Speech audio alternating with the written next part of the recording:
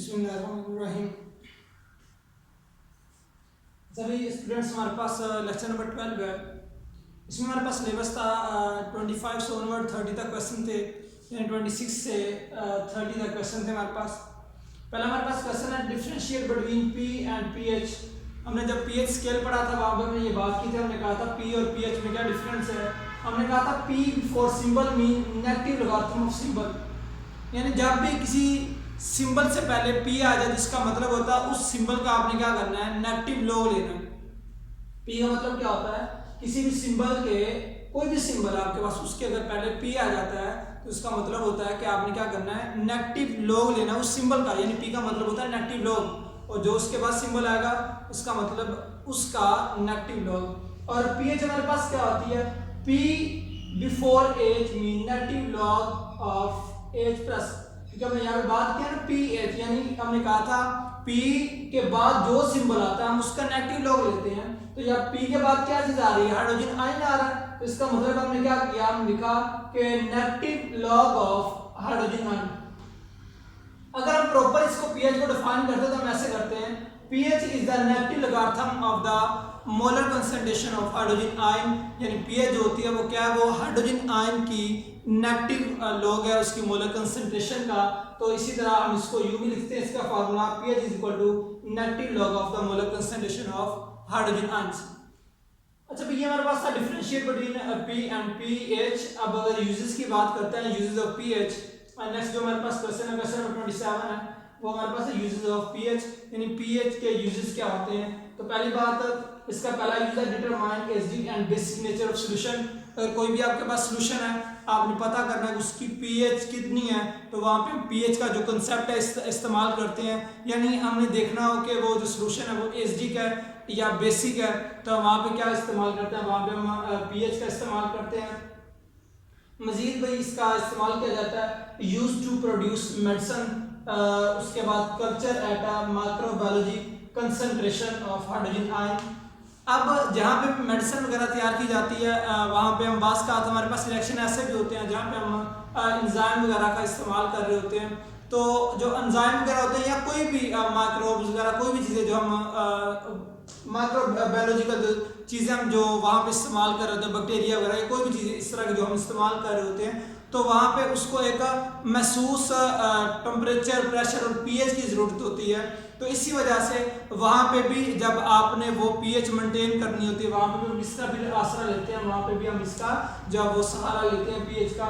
उसके बाद मजीद prepare solution of required concentration. अगर आपको कहा जाता है कि भाई आपने जो सोल्यूशन तैयार करना है जिसकी पीएच वो कह लेते हैं कि वो इतनी हो या वो जो इतना ज़्यादा एसिडिक हो या बेसिक हो, तो वहाँ पे भी आप क्या करते हैं, वहाँ पे भी आप जब भी आपको कहा जाए कि आपने सोल्यूशन जब प्रिपेयर करना है तो आप उसकी मदद से हम क्या करते हैं, पीएच की मदद से हम सोल्यूशन जो है वो प्रिपेयर कर सकते हैं। नेक्स्ट हमारे पास अभी क्वेश्चन नंबर 28 है वाटर ऑफ क्रिस्टलाइजेशन। इन्होंने कहा कि आपने बताना है कि इस फार्मूला में कितने वाटर ऑफ क्रिस्टलाइजेशन है और इस फार्मूला में कितने वाटर ऑफ क्रिस्टलाइजेशन है। अच्छा पहली बात, वाटर ऑफ क्रिस्टलाइजेशन की बात करेंगे, यानी जो वाटर जो है वो जब कंपाउंड के साथ क्रिस्टल की फॉर्म में अटैच होता है तो उसे हम कहते हैं वाटर ऑफ क्रिस्टलाइजेशन। अब यहाँ पे हमारे पास यहाँ पे 5 लिखा हुआ है, तो इसका मतलब है इस कंपाउंड के अंदर हमारे पास 5 वाटर के मॉलिक्यूल, यानी जो वाटर की क्रिस्टलाइजेशन वो कितनी है, 5 है। ये बिल्कुल बच्चों वाला क्वेश्चन है। यहाँ पे हमारे पास कॉपर सल्फेट के साथ 2 वाटर के मॉलिक्यूल लगे हुए हैं, तो इसका मतलब है इसमें जो वाटर ऑफ क्रिस्टलाइजेशन कितनी है वो 2 है। यानी आंसर भी इसी क्वेश्चन के अंदर दिया हुआ है, आपने बताना था वाटर ऑफ क्रिस्टलाइजेशन इसमें कितनी है, 5 है, और इसमें 2 वाटर है, इसका मतलब है वाटर ऑफ क्रिस्टलाइजेशन भी कितनी है, वो 2 ही है। क्वेश्चन नंबर 29 आ जाता है, उनका name the reaction take place between acid and metal. आपने लिखना है मेथड का नाम कि एसिड और मेटल के दरमियान जो रिएक्शन होता है इसको हम क्या नाम देते हैं। पहली बात, क्योंकि जब हम एसिड और मेटल का आपस में रिएक्ट करवाते हैं तो मैग्नीशियम क्या करती है, मैग्नीशियम यहाँ से हाइड्रोजन को रिप्लेस आप इस तरह कर सकते हैं, ये क्या करती है, हाइड्रोजन को रिप्लेस कर लेती है और इसके साथ Cl के साथ खुद अटैच हो जाती है। ये क्या करती है, ये H को यहाँ से निकाल के Cl के साथ खुद अटैच हो जाती है, या आप ऐसे कह लो कि ये Cl को क्या करती है, रिप्लेस करके अपने साथ जो है वो अटैच कर लेती है। इसी वजह से हम इस मेथड को हम कहते हैं डायरेक्ट डिस्प्लेसमेंट मेथड, क्योंकि यहाँ पे क्या हो रही है, डिस्प्लेस एक जो मैग्नीशियम वो क्या कर रहा है, वो डिस्प्लेस आके इसको कर रहा है, इसी वजह से वो क्या करेगा, क्लोरीन को डिस्प्लेस करके अपने साथ लगा लेगा।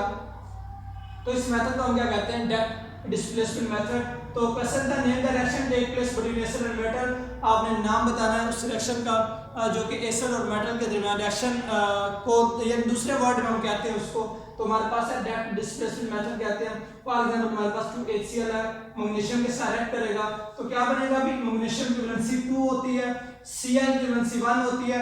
जब भी दो चीजें आपस में रिएक्ट करती हैं तो वो कंपाउंड न्यूट्रल बनाने की कोशिश करती हैं, यानी वो न्यूट्रल बनाना कंपाउंड बनाती हैं। तो इसी वजह से जो हमारे पास कंपाउंड होता है वो न्यूट्रल कब बनता है, जब दो एलिमेंट मिल रहे हैं वो ऐसे मिले कि वैलेंसी आपस में सेम करें।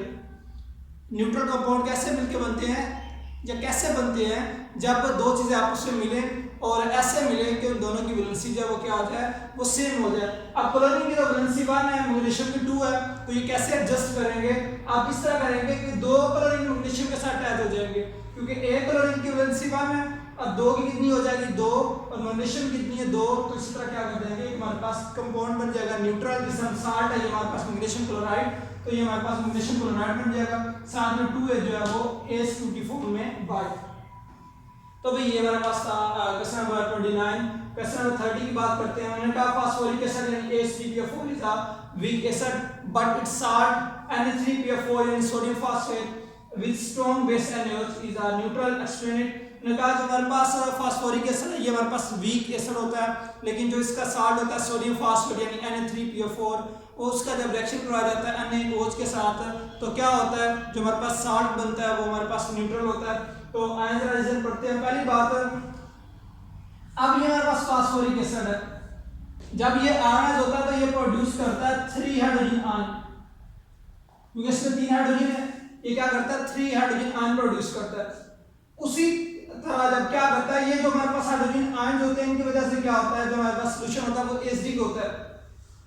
यहाँ पे क्या होता है, हमारे पास स्ट्रॉन्ग बेस पड़ी है, ये क्या करेगी, ये अपने अंदर से 3 हाइड्रोक्सिल आयन प्रोड्यूस करेगी। ये क्या करेगी, ये क्या करेगी, बेस ये 3 हाइड्रोक्सिल आयन जो है वो जनरेट करेगी। ये 3 H+ और 3 OH नेगेटिव मिलकर क्या बना देंगे, 3 वाटर के मॉलिक्यूल। बाकी आपके पास जो चीज आ जाएगी वो न्यूट्रल पड़ी है। अब ये सोडियम है, 3 सोडियम के मॉलिक्यूल हैं, वो फास्फेट से मिलेंगे Na3PO4 बना देंगे, तो ये हमारे पास न्यूट्रल आ गई, क्योंकि हमारे पास एसिडिक था हाइड्रोजन आयन की वजह से और बेसिक था हाइड्रोक्सिल आयन की वजह से, इन्होंने आपस में रिएक्ट किया, वाटर बना दिया, तो आपके पास कंपाउंड जो बाकी रहेगा वो कौन सा आ गया, न्यूट्रल आ गया। तो ये हमारे पास था जो हमने काम करना था। ये हमारे पास क्वेश्चन थे 26 to 30 जो हमने आज के लेक्चर में करने थे। इंशाल्लाह मज़ीद नेक्स्ट लेक्चर में मिलते हैं। अल्लाह हाफिज़।